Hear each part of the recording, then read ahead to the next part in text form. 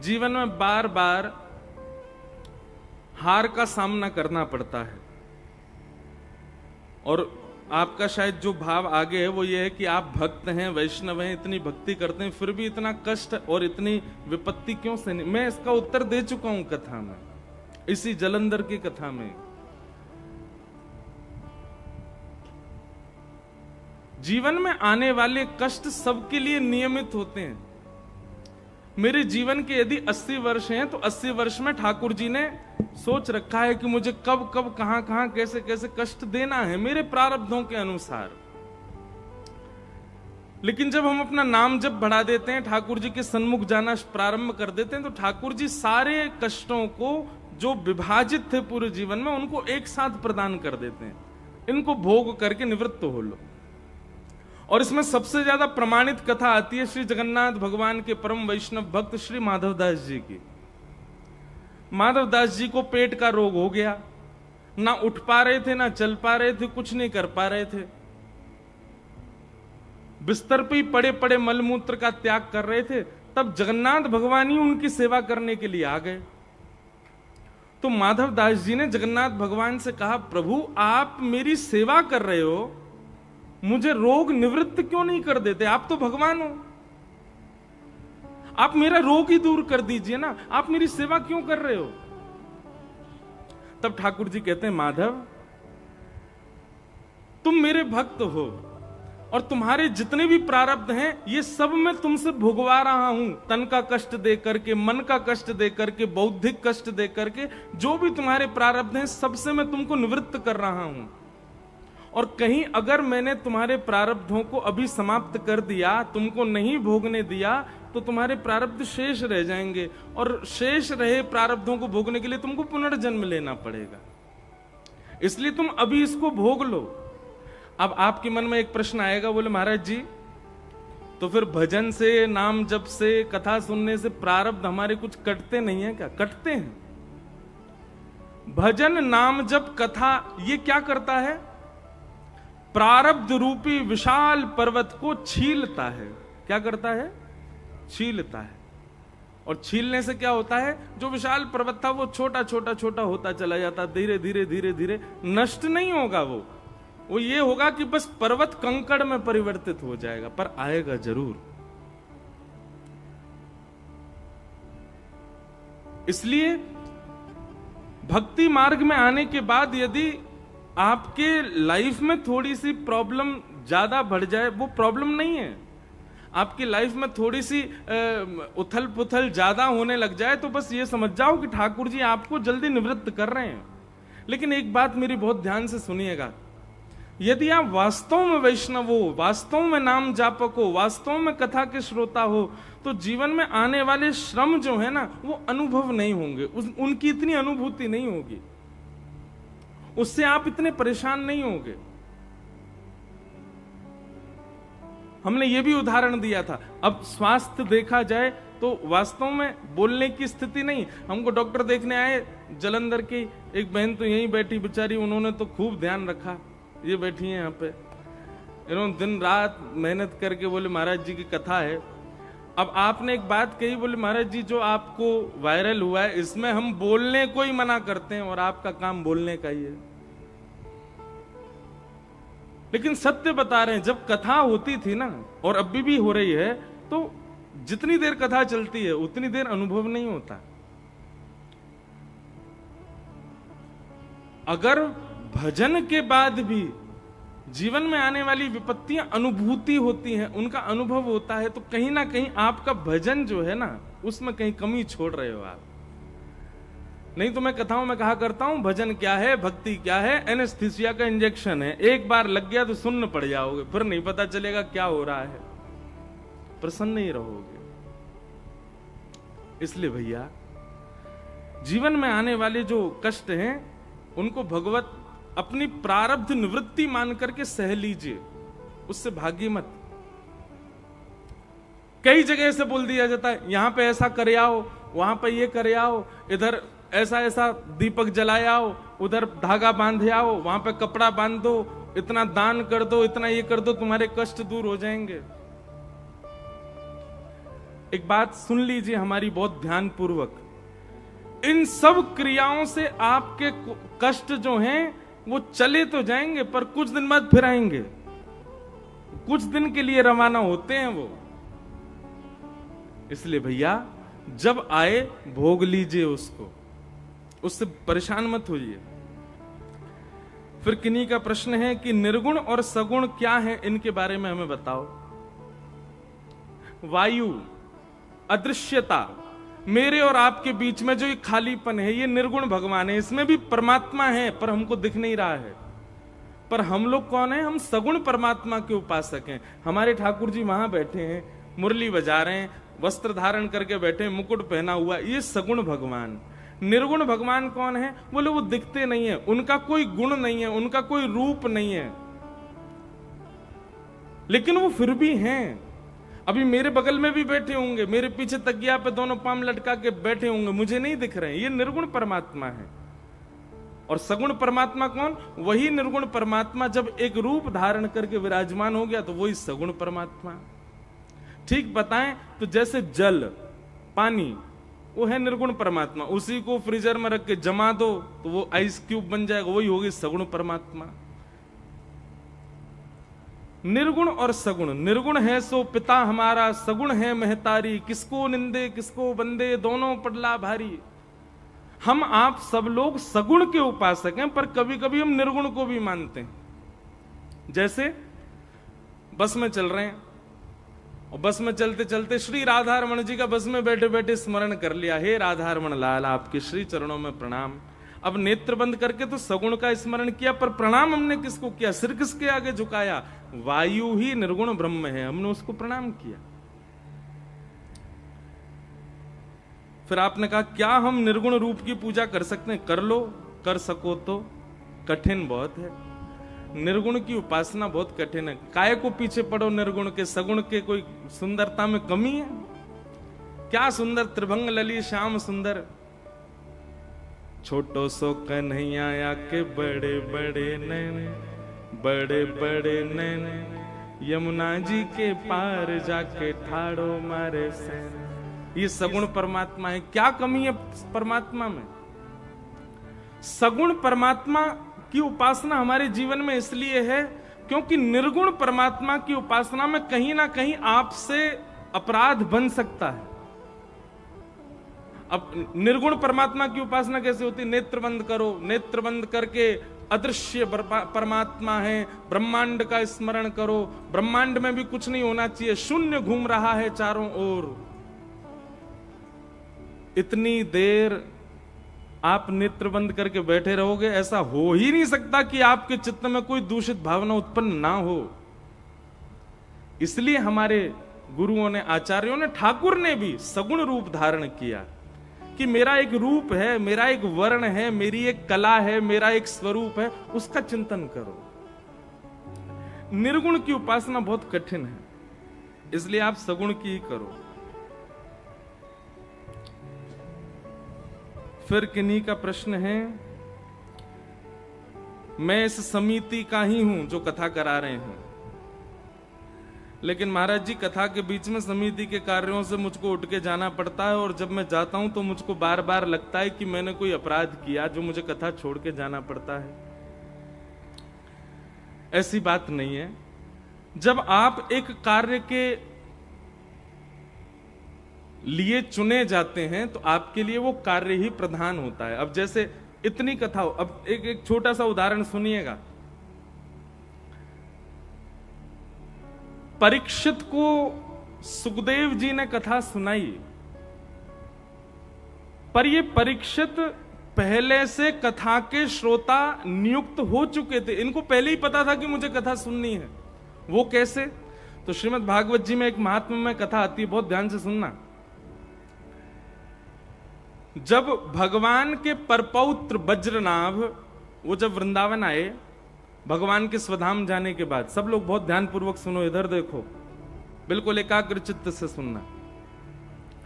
भगवान के परपौत्र वज्रनाभ जब वृंदावन आए तो वृंदावन आकर के जब उजड़ा हुआ वृंदावन देखा, क्योंकि भगवान के जाने के बाद सब बिल्कुल शांत हो चुका था, तब वज्रनाभ ने अपने चित्त को सुख देने के लिए, और 16,100 पटरानियां भी भगवान के वज्रनाभ के साथ थीं, उनको सुख देने के लिए सांडिल्य मुनि से पूछा कि हम क्या करें जिससे हमारे चित्त को सुख मिले। तब सांडिल्य मुनि ने और श्री यमुना महारानी ने आज्ञा दी कि आप लोग गिरिराज जी में जाकर के कीर्तन करो, तब लता पत्रों में से श्री उद्धव जी आएंगे, वो आपको कथा सुनाएंगे, उस कथा से आपका मन शांत होगा। तब वज्रनाभ जी ने इंद्रप्रस्थ के राजा, उस समय वर्तमान में कौन थे, परीक्षित को आमंत्रित किया और परीक्षित जी से कहा कि कथा सुनाएंगे उद्धव जी, हम आप सब लोग बैठ के सुनेंगे। ये बात सुखदेव जी के कथा सुनाने से बहुत पहले की है। तो श्री परीक्षित जी महाराज बड़े प्रसन्न थे कि जिन भगवान ने मेरी मातृगर्भ में प्रवेश करके मेरी रक्षा की, उनकी कथा मुझे सुनने का अवसर मिलेगा। उद्धव जी महाराज लता गुल्मों से प्रकट होकर के जैसे ही व्यास आसन पर आकर के विराजे, सारे श्रोता सामने बैठे थे। यहीं पर वज्रनाभ बैठे हैं, 16,100 भगवान की पत्नियां बैठी हैं, और यहीं थोड़ी दूरी पर ही परीक्षित बैठे हैं। परीक्षित इतने भाव में भर गए थे कि आज मुझे कथा सुनने को मिलेगी। तभी उद्धव जी ने उनको बुलाया, बोले इधर आओ। और परीक्षित से कहा, हम तुमको एक आज्ञा करना चाहते हैं। बोले क्या? बोले कलयुग आने वाला है और आप इस पृथ्वी के राजा हो परीक्षित। यदि आप यहां बैठ के कथा सुनते रहे और कलयुग ने पूरे विश्व पर आक्रमण कर दिया, तो ये कथाएं जीवन में कोई नहीं सुन पाएगा।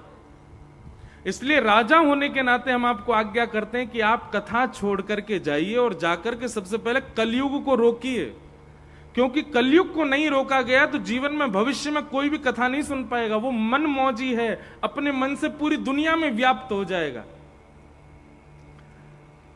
बहुत ध्यानपूर्वक सुनिएगा। परीक्षित जी महाराज बोले, मुझे कथा सुनने को नहीं मिलेगी। बोले अभी आपको छोड़नी पड़ेगी, पर चिंता मत करो, अभी इतने लोगों को आपकी वजह से कथा मिल रही है, इन सबको कथा सुनाने का फल यह होगा कि आपको कथा सुनाने के लिए भगवान ही सुखदेव का रूप धारण करके आएंगे और आपको कथा सुनाएंगे। पर अभी आपको इस कथा को छोड़ के जाना पड़ेगा। तब परीक्षित जी अपने जीवन की प्रथम कथा के शुरुआत में ही उनको जाना पड़ा और बीच में ही कलयुग को रोकना पड़ा, 5 स्थानों पर बांधना पड़ा। उसी के फलस्वरूप फिर श्री सुखदेव जी आए और आकर के उन्होंने परीक्षित को कथा सुनाई। तो जिन बालक का ये प्रश्न है कि महाराज जी मुझे समिति के कार्यों से बीच में उठ के जाना पड़ता है, आप उठ के जाते हैं, इस वजह से 5 लोग कथा सुन पाते हैं। आपसे कोई काम, आपको कोई काम दे रखा है और आपने अगर वो काम छोड़ दिया, कथा में ही लगे रहे, वो काम बिगड़ जाएगा, तो उस काम के बिगड़ने से ना जाने कितनों को कथा से वंचित होना पड़ेगा, तो वो अपराध हो जाएगा। इसलिए कार्यकर्ताओं को, समिति के लोगों को, ये समिति वाले कथा नहीं सुन पाते। समिति वाले जो यहां बैठे हैं उनसे भी पूछ लो, ये भी कथा नहीं सुन पाते होंगे। कभी कोई आ गया, कभी कहीं जाना, कभी कहीं जाना। तो व्यवस्था प्रमुखों को तो बीच में जाना पड़े, उसमें कोई अपराध नहीं है, पर जो खाली बैठे हैं फिर भी उठ के चले जाते हैं, उनको तो दंड लगता है, उनको तो अपराध लगता है। जो केवल उबासी लेने बैठे थे, कथा में कोई काम नहीं था। वैसे तो एक बात कहें, जलंधर के सब हमारे श्रोता बड़े ध्यान से सुनते हैं। बस पहले दूसरे दिन उठ के गए थे, फिर नहीं उठ के गए, फिर तो एकाग्रचित्त होकर के बैठते हैं सब। पर आपको कोई काम नहीं है, कोई ऐसी जरूरी व्यवस्था नहीं है, फिर भी आप कथा छोड़ करके जाते हैं। इसमें अपराध कुछ नहीं लगेगा, पर आप बहुत बड़े भाव से वंचित हो जाओगे। लेकिन आपको कोई कार्य है, आपसे, आपकी कार्यकर्ता से 5 लोग कथा सुन रहे हैं, तो आपको जाना चाहिए। पर जाना कैसे चाहिए कि ना व्यास को पता चले, ना श्रोता को पता चले, चुपचाप खिसक जाओ। तो इस प्रकार ये कुछ प्रश्न थे। भगवान ने सब ब्रजवासियों से कहा, जिनकी शरण में आए उन पर भरोसा तो रखो। सब ब्रजवासियों ने आंख बंद करके गिरिराज जी को प्रणाम किया। नन्हे से बाल कृष्ण प्रभु ने एक तरफ से गिरिराज जी को 2 भुजाओं से अधर किया और भीतर प्रवेश करके 7 कोस लंबे चौड़े गिरिराज पर्वत को अपनी बाम हस्त की कन्नी उंगली के नख पर धारण कर लिया। बोल गिरवरधारी गोपाल की। सब ब्रजवासियों से कहा आ जाओ आ जाओ आ जाओ, सब अपनी अपनी छड़ी लेके आ जाओ। सब ब्रजवासी अपनी अपनी छड़ी लेकर के श्री गिरिराज जी के नीचे खड़े है गए और सबने अपनी अपनी छड़ी लगा दी। बंधुओं, गिरिराज जी कितने बड़े हैं? कितने बड़े हैं गिरिराज जी? 7 कोस लंबे, और गर्ग संहिता की बात माने तो 7 कोस लंबे, 7 कोस चौड़े, 7 कोस ऊंचे, इतने बड़े हैं गिरिराज जी।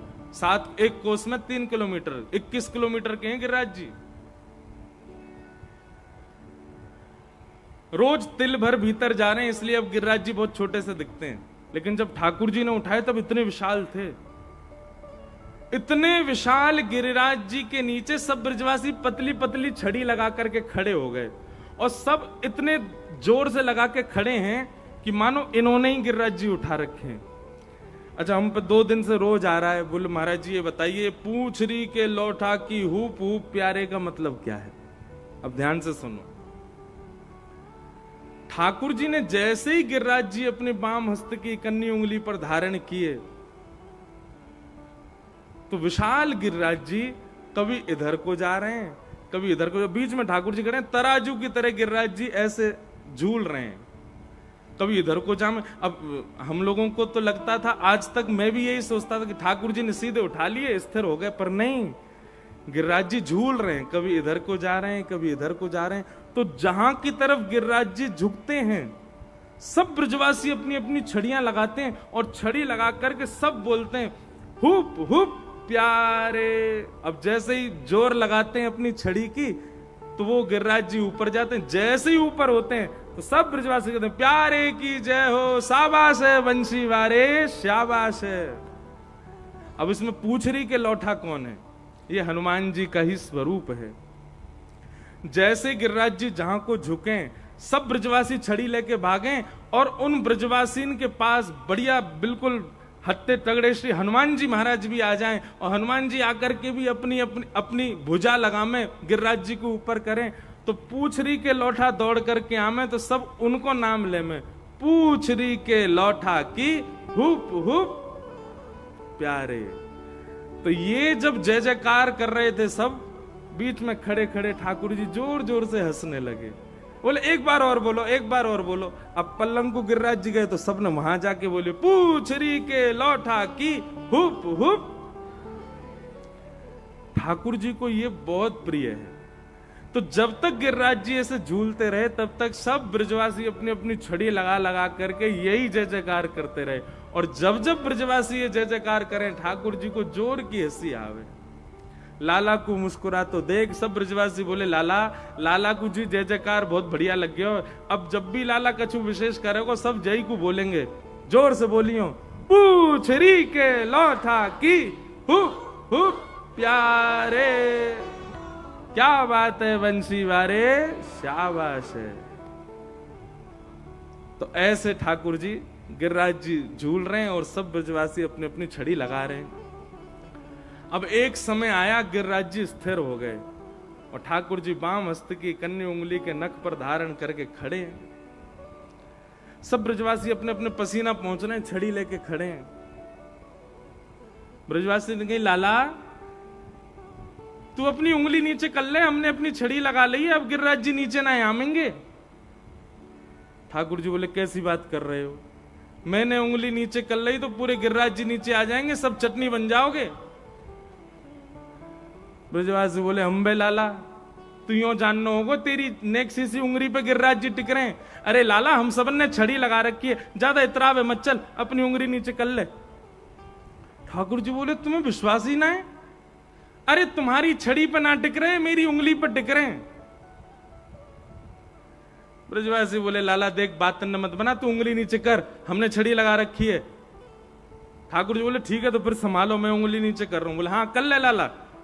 जैसे ही ठाकुर जी ने नेक उंगली नीचे करी, महाराज सबन की चट चट चट चट चट चट छड़ियां टूटने लगी। सब कहने लगे लाला संभाल संभाल संभाल। सबकी छड़ियां टूट गई। ठाकुर जी ने फिर से उंगली लगाई, गिरिराज जी फिर टिक गए। अब तो दूर दूर तक एक भी छड़ी नहीं।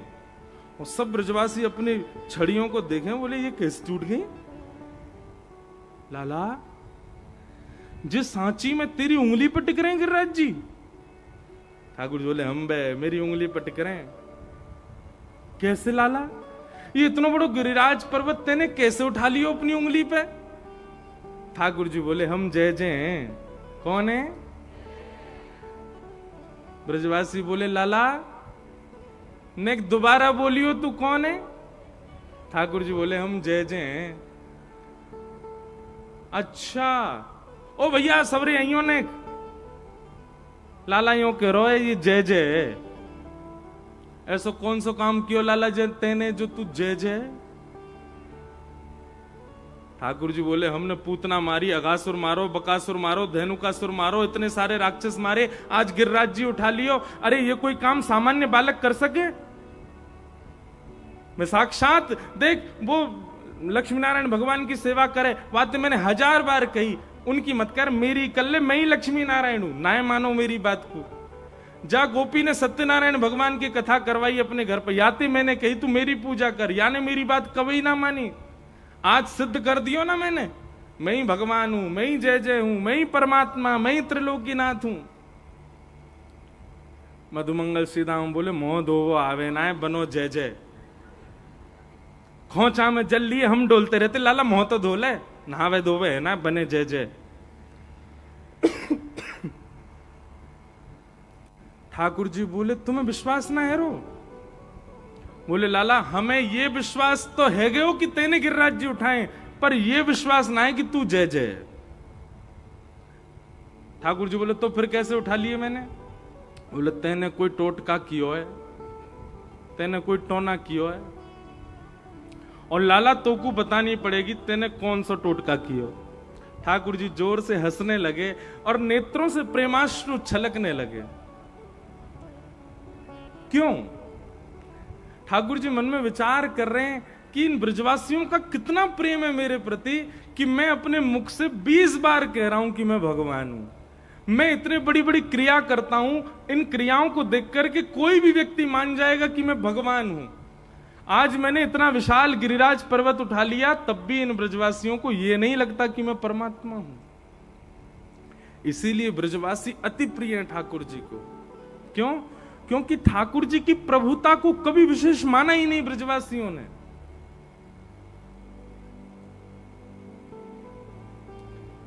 हम लोग कैसे हैं पता है? हम आपका स्वभाव कैसा है? हम व्यक्ति की प्रभुता देख करके ही उससे संबंध बनाते हैं, उसकी विशेष गुण पर ही रीच करके उसको अपना मानते हैं, पर ब्रजवासी नहीं। सब ब्रजवासी कह रहे हैं लाला जल्दी कर, जल्दी बता तेने कैसे उठाए गिरिराज जी। मधुमंगल श्रीदामा बोले हम भी अभी बैठेंगे, टोना टोटका हम करेंगे, हम उठाएंगे एक एक गिरिराज। जल्दी बता लाला तेने कैसे उठाए हो। ठाकुर जी बोले अब क्या बताऊं मैं इनको। सहज भाव में ठाकुर जी कह रहे हैं कछु माखन को बल बढ़ो, कछु गोपन करी सहाय, श्री राधे जू की कृपा सो मैंने गिरिवर लियो उठाए। अरे भैया ब्रजवासियों, जे सब भैया तुम सत्य कह रहे हो, मैं कोई जय जय ना हूं, तुम सबन की कृपा से ही मैंने गिरिराज जी उठाए। ब्रजवासी बोले लाला कैसे उठाए, उन्हें बता देने। बोले तुम सबन के घर से चुरा चुरा के मैंने मक्खन खायो, वही मक्खन सो मुंह में इतनो बल आ गयो। मैं अकेलो यशोदा मैया के घर को मक्खन खातो तो इतनो बल नहीं आतो, पर ऐसी मेहनत कर करके गोपी मक्खन निकासे और वह मक्खन को जाए जाए के मैंने चुरायो, वही से मुंह में ताकत आ गई, मैंने गिरिराज जी उठा लिए। लेकिन इतने ते काम नहीं चलो, और बोले कुछ गोपन करी सहाय, आप गोप ग्वालन ने मेरी बड़ी सहायता करी। गोप ग्वाल बोले लाला सहायता तो हम कर रहे, हमने छड़ी लगाई लेकिन छड़ी टूट गई हमारी। वो ना जे बात ना है तो बोले जैसे ही मैंने गिरिराज जी धारण किए माखन के बलते, तो आप सब लोगों की दृष्टि मेरी उंगली पे गई, और इतने सारे लाखों वैष्णव ब्रजवासी ने जैसी मेरी उंगली को देखो, तो सबन की नेत्रन से दिव्य शक्ति निकल करके मेरी उंगली में आ गई, और आप सबन की शक्ति से मैंने गिरिराज जी उठा लिए। अब बताओ, मैं और आप उस समय ठाकुर जी के पास होते, और ठाकुर जी हमसे यूं कहते कि तुम्हारे देखने की वजह से मेरी उंगली में शक्ति आ गई, हम मानते कभी इस बात को? नहीं। क्यों? क्योंकि हम चतुर बहुत हैं, हमारे अंदर चतुराई बहुत है। हम लोगों को बात बात है, ये कोई बात है? देखने से कोई शक्ति आ जाती है? पर ब्रजवासी इस बात को मान गए, क्योंकि ब्रजवासी सब भोले बहुत हैं। ब्रजवासी के अच्छा लाला, हमारे देखवे से तेरी उंगली में शक्ति आ गई। बोले और नहीं तो तुम सबन की शक्ति यहां में आ गई, मैंने गिरिराज जी उठा लिए। ब्रजवासी आपस में गए, तभी तो हम कहें आजकल हम इतने कमजोर कैसे है गए। आजकल चलते चलते सांस फूल जाए हमारी, अब पता चली हमारी शक्ति चुरा ली है लाला ने। ओहो लाला, हमारी शक्ति चली गई लाला में। महाराज इतनो सुनते ही ब्रजवासी ने अपने अपने घर की 56 भोग की डलिया खोली और लिए महाराज मोहन थार उड़ामे, बालूशाही खामे और मेवा बाती खामे। कोई बूढ़ा बुजुर्ग आके बोला, अरे तुम्हें शर्म नहीं आ रही? यहाँ लाला गिरिराज धारण करके खड़ो और तुम्हें जेमने की पड़ रही है। ए बाबा तू ना जाने, कहीं ना लाला ने अभी हम खामे, हमारे भीतर शक्ति बने, और फिर हम लाला को देख लें तो हमारी शक्ति लाला में चली जाए। ये 56 भोग सब हम पामेंगे और फिर लाला को निहारेंगे तो हम सबन की शक्ति लाला में जाएगी। वही से तो गिरिराज जी उठावेगो लाला। ठाकुर जी खूब हंस रहे हैं। जय हो ब्रजवासी, इनकी जय हो, इन सबन की बातन की बलिहारी। कितने भोरे हमारे ब्रजवासी। और श्री राधे जू की कृपा सो मैंने गिरिवर लियो उठा। भैया गर्गाचार्य जी पहले ही बोल गए थे यशोदा मैया को, तुम्हारो लाला जब भी कोई दिव्य क्रिया करेगो तो बरसाने के गोप वृषभानु जी की पुत्री राधा रानी की ही कृपा होगी, तभी ये कर पाएगो, नहीं तो नहीं कर पाएगो। आज ठाकुर जी गिरिराज जी धारण करके खड़े हैं। यशोदा मैया सब गोप ग्वालन में ढूंढ रही है, राधा रानी कहां है? अरे भैया किशोरी जी कहां हैं? अरे वृषभानु की लाली कहां है? 3 दिन तक ढूंढती रही यशोदा मैया, पर किशोरी जी नहीं मिली। तब अंत में आकर के लाला के चरण दबाने लगी यशोदा मैया, मेरे लाला की शक्ति कहीं खत्म नहीं है जाए। अरे वो वृषभानु की लाली मिली नहीं रही है। तभी यशोदा मैया ने देखी, बोले लाला तो बड़ा आनंद में खड़ो है, या को तो नेक भी थकान ना है रही, कहीं ऐसा तो ना है छुप करके कहीं बैठी हो वृषभानु गोप की लाली और वहीं से ही लाला की शक्ति बढ़ा रही हो। तभी यशोदा मैया ने पीछे गुफाओं में खोजना शुरू किया, तो ठाकुर जी जिस शिला पर खड़े थे उसके ठीक पीछे जाकर के देखा तो वहां पर सुख आसन में अपने नेत्रों और भ्रगुटी को आकाश की ओर करते हुए किशोरी जी खड़ी हैं, और दिव्य नेत्रों से एक ओजमयी एक प्रकाश निकल रहा है। उसी प्रकाश पर ही गिरिराज जी आकाश में टिके हुए हैं। श्री राधे जू की कृपा सो मैंने गिरिवर लियो। मैं तो कथा में कह दूं भैया, ठाकुर जी तो केवल दिखावे के मारे यूं खड़े है गए, वास्तव में गिरिराज धारण तो हमारी श्री जी ने किया है, गिरिराज धारण तो हमारी किशोरी जी ने किया है। और ठाकुर जी को तो फिर भी उंगली लगानी पड़े, किशोरी जी तो अपनी केवल भ्रगुटी मात्र पर गिरिराज जी धारण कर ले। ऐसी हमारी किशोरी जी। बोलो वृषभानु दुलारी की। असली गिरवरधारी कौन है? श्री जी, किशोरी जी हमारी लाडली जी हैं, उन्हीं की कृपा से ही गिरिराज जी धारण हो।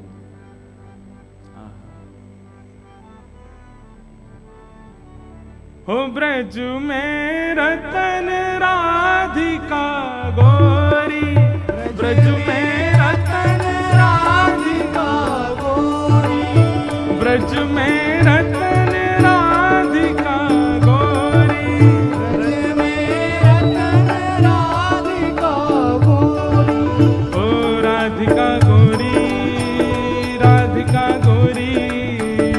राधिका गोरी राधिका गोरी राधिका गोरी राधिका गोरी राधिका गोरी राधिका गोरी ओ ब्रज में हाँ ब्रज में ओ ब्रज में रतन राधिका गोरी ब्रज में रतन राधिका गोरी ब्रज में रतन राधिका गोरी ओ ब्रज में रतन का भाव से गोरी ओ राधिका गोरी राधिका गोरी राधिका गोरी राधिका गोरी राधिका गोरी राधिका गोरी ओ राधिका गोरी राधिका गोरी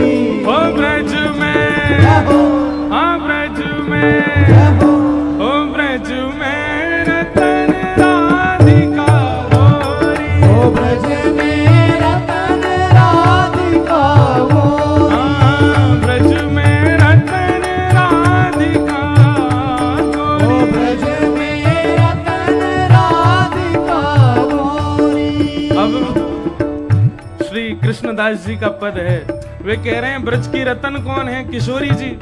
तो भैया रतन चुरावे को काम है हमारे लाला को।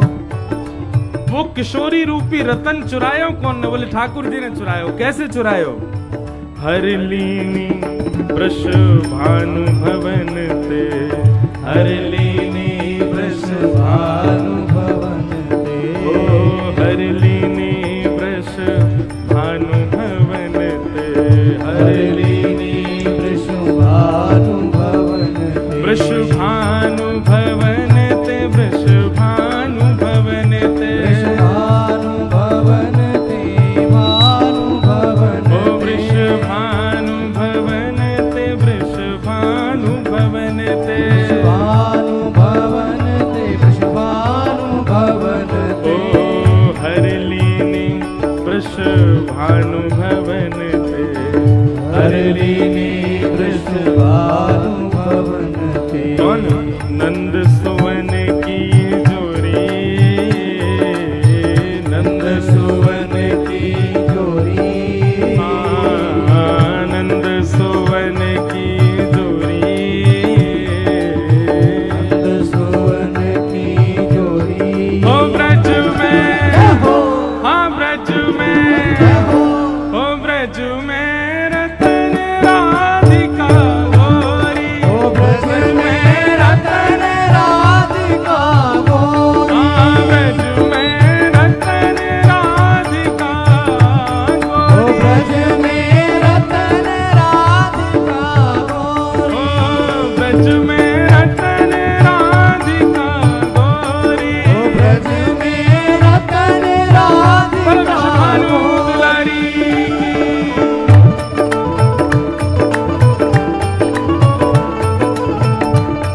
बरसाने वारी की, जय हो राधिका रानी की। जय हो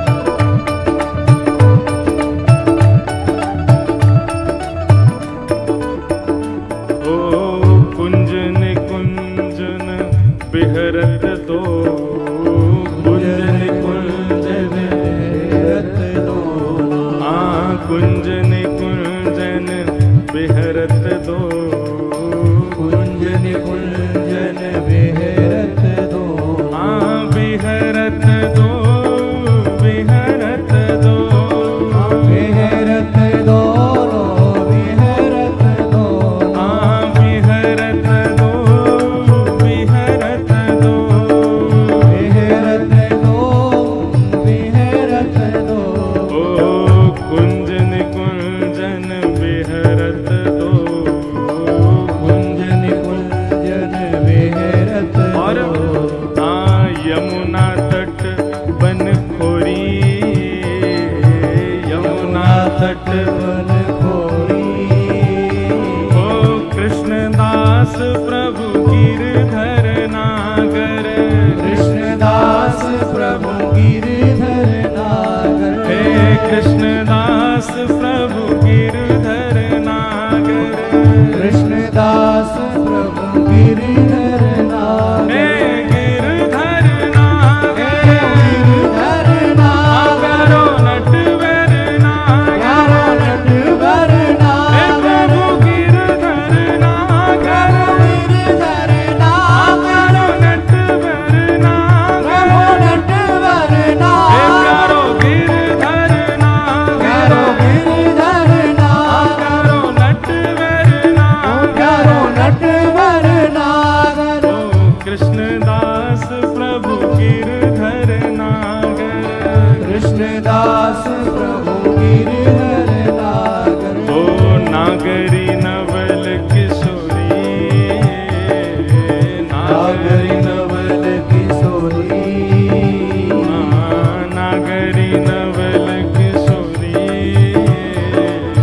नागरी नवल किशोरी, ओ ब्रज में, जय हो, हाँ ब्रज में, जय हो, ओ ब्रज में रतन राधिका गोरी, ब्रज में रतन राधिका गोरी, ओ ब्रज में रतन राधिका ओ गोरी, ब्रज में रतन राधिका गोरी, ओ राधिका गोरी, राधिका गोरी, राधिका गोरी, राधिका गोरी, ओ राधिका गोरी, राधिका गोरी, राधिका गोरी, राधिका गोरी, ओ ब्रज में, जय हो, हाँ ब्रज में, जय हो, ओ ब्रज में रतन राधिका गोरी, ओ ब्रज में रतन राधिका गोरी,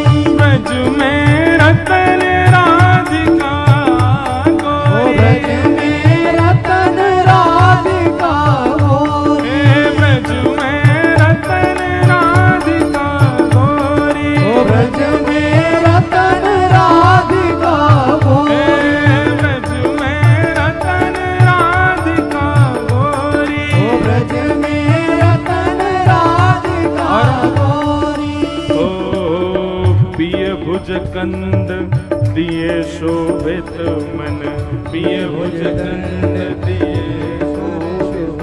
हाँ पिय भुज कंद दिए शोभित मन, ये भुज दंड दिए शोभित, हाँ दिए शोभित मन, दिए शोभित मन, शोभित मन दिए शोभित, हाँ दिए शोभित मन, दिए शोभित मन, शोभित मन दिए शोभित, हे पिय भुज कंद दिए शोभित मन, ये भुज दंड दिए शोभित, घन दामिनी दुत जोरी,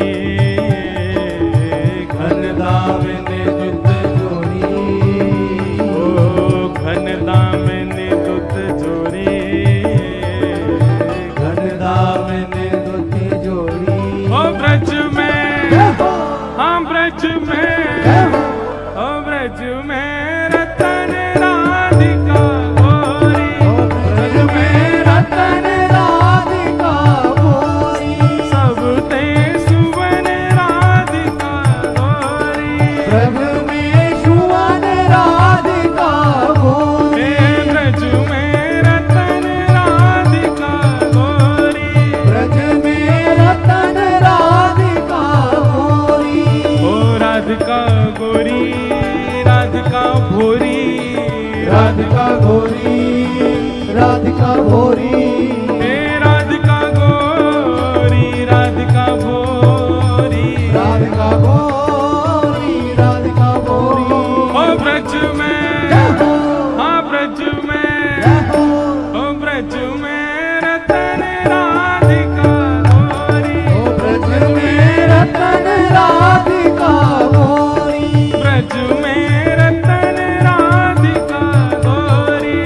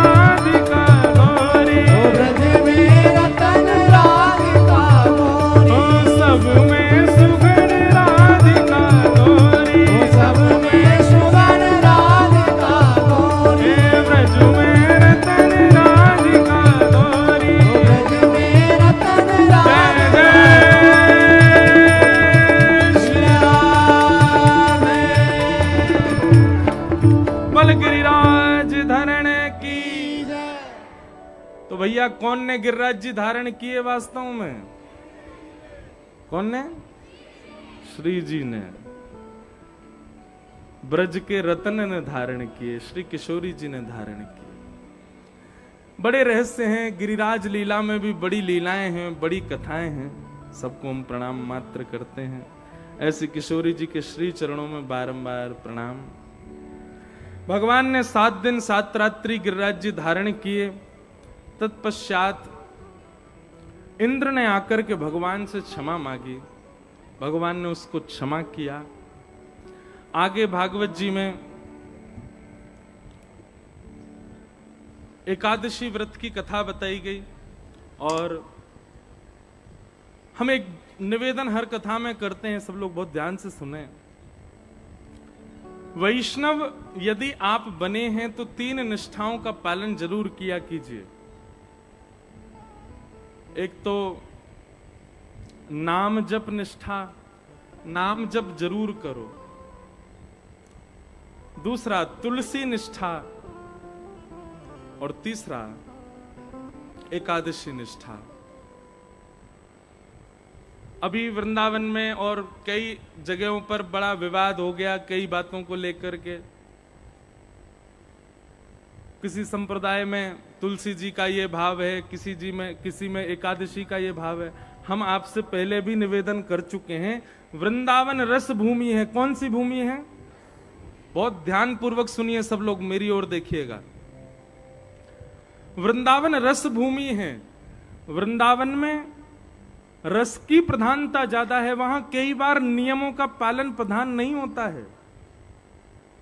और रस की भूमि का मतलब प्रेम की भूमि, और प्रेम जहां होता है वहां नियम टूटते ही हैं, नियम कई बार विपरीत होते ही हैं।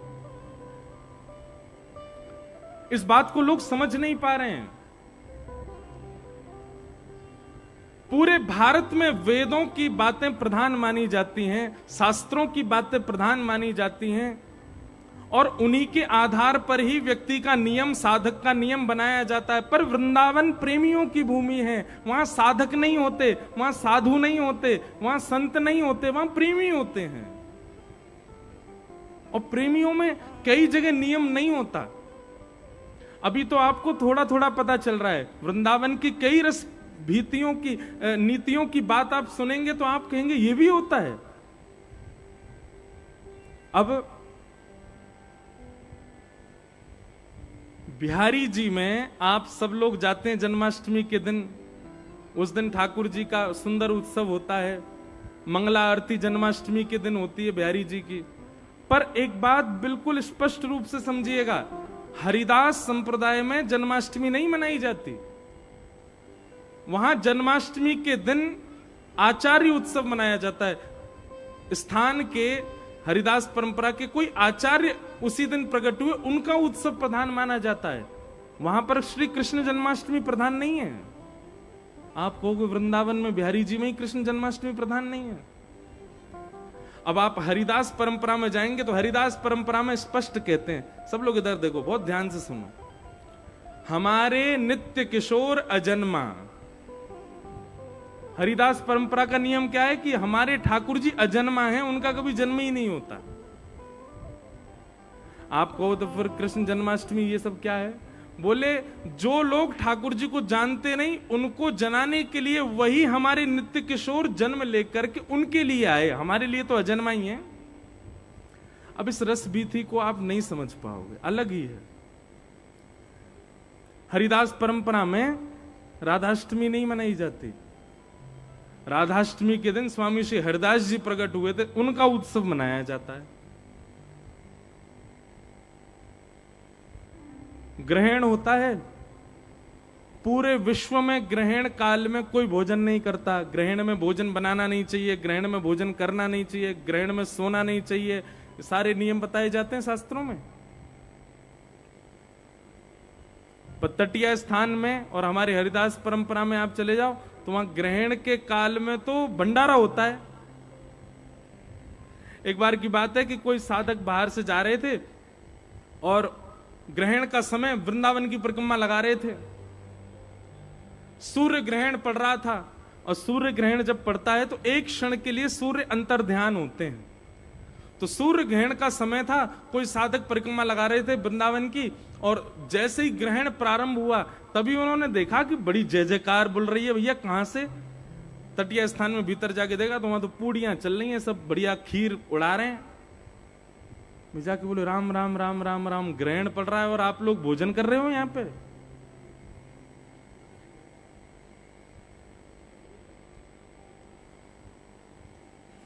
तटीय स्थान के साधक बोले भैया तुम यार रस को नहीं समझ पाओगे, तुम्हारे लिए चंद्र ग्रहण है, तुम्हारे लिए सूर्य ग्रहण है, हमारे लिए तो ये चंद्र और सूर्य भी श्री ठाकुर जी और किशोरी जी के रूप हैं।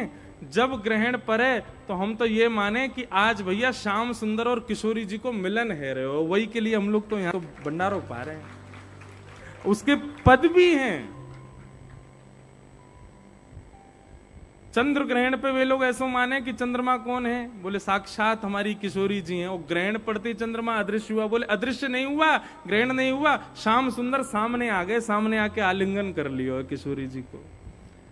अब इस रस बीथी को आप कैसे समझ पाओगे? हमारे वृंदावन की रस परंपरा, रस चर्चा, उसको बहुत गोपनीय रखा गया।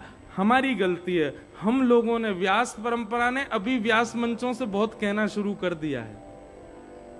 हम ये विचार नहीं करते कि भाई जितने लोग दिख रहे हैं सब योग्य हैं, पर इनमें कोई अयोग्य भी तो बैठा होगा।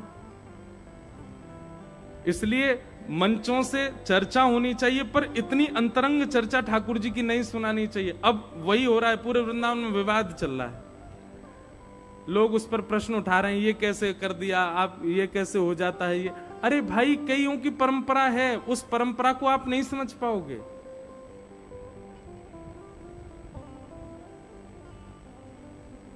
अब हमारे वृंदावन में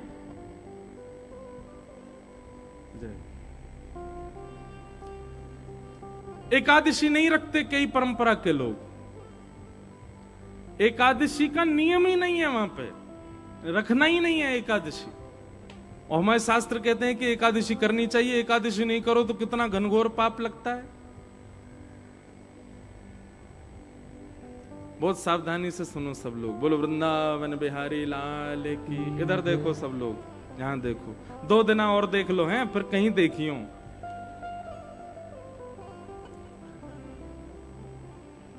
एकादशी नहीं रखी जाती वृंदावन में कई परंपरा में।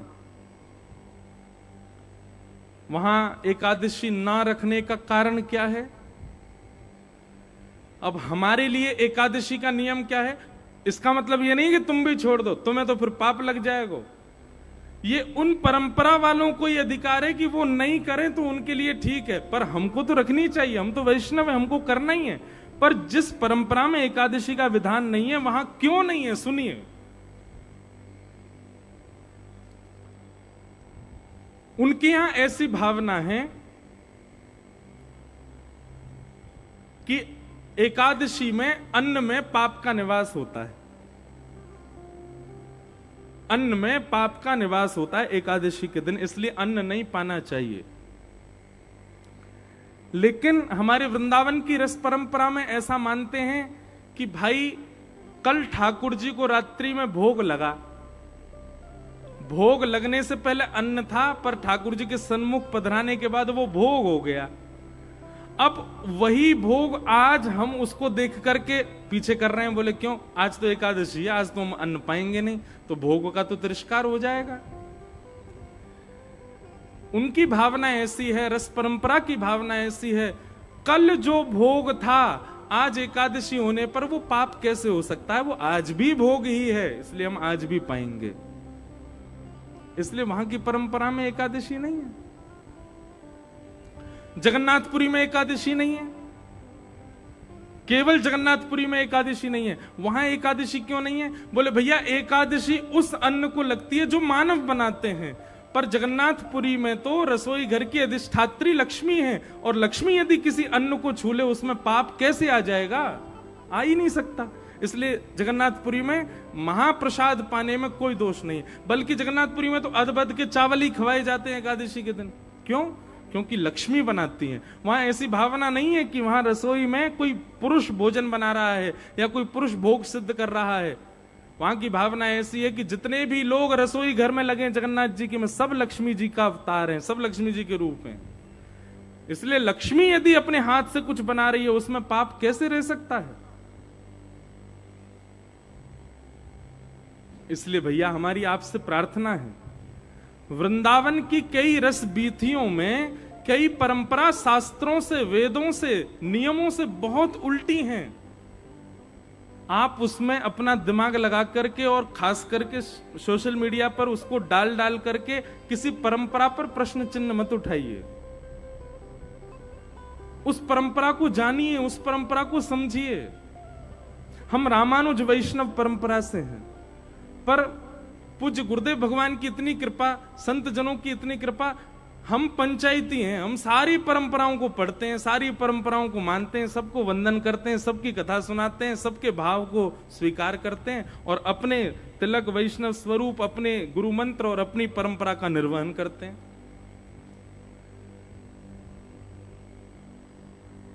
इसलिए भैया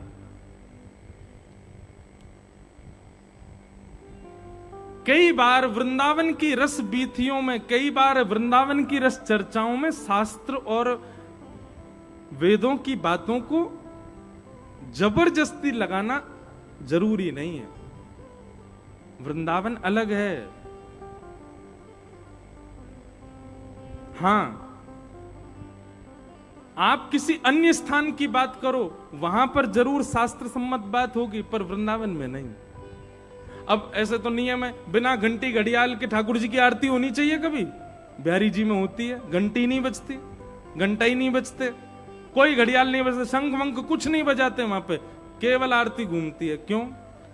ने 100 लाला है, जोड़ते शंख बजा दियो, घंटी घड़ियाल बजा दी, डर जाएगो। या हमारे बिना घंटा घड़ियाल की ठाकुर जी की आरती हो जाती है। पूरी दुनिया में ठाकुर जी ब्रह्म मुहूर्त में उठते हैं, बिहारी जी हमारे 8 बजे उठते हैं। क्यों? बोले ने 100 लाला है, आराम से उठेगो, सो के, इतनी जल्दी ना उठेगो। क्यों? ये प्रेम की बात है ना। जहां प्रेम और रस प्रधान होता है वहां पर शास्त्र आज्ञा गौड़ हो जाती है। इसका मतलब ये नहीं शास्त्र आज्ञा माननी नहीं है, पर जहां रस और प्रेम प्रधान है वहां वो चलेगी नहीं, वहां उस भाव को आप रख नहीं पाओगे। इसलिए भैया वृंदावन की कई परंपराओं में जो परंपरागत है उसको स्वीकार कीजिए, आप अपनी परंपरा का पालन करो।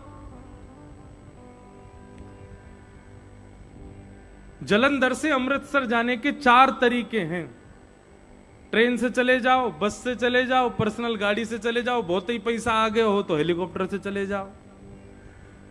साधन 4 हैं पर पहुंचना तो सबको अमृतसर ही है ना। इसी प्रकार परंपराएं अलग अलग हैं पर पहुंचना सबको ठाकुर जी के पास ही है। अब बस की परंपरा में जो चलने वाला है, गाड़ी वाला सोचे कि नहीं भाई बस में एसी क्यों नहीं चल रहा, गाड़ी तो हम कहीं भी रोक के कुछ भी खा लेते हैं, बस क्यों नहीं रुकती सब जगह। अरे भाई बस की अपनी परंपरा है, वो अपने तरीके से चलेगी, जहां रुकना है वहीं रुकेगी, जहां चलना है वहीं चलेगी, जहां से मुड़ना है वहीं मुड़ेगी। अब गाड़ी की तरह बस थोड़ी चल जाएगी। ऐसे ही परंपराएं भी अलग अलग हैं, परंपराओं के मार्ग और परंपराओं की गतियां भी अलग अलग हैं। उसको उसका सम्मान कीजिए, उस पर प्रश्न मत उठाओ।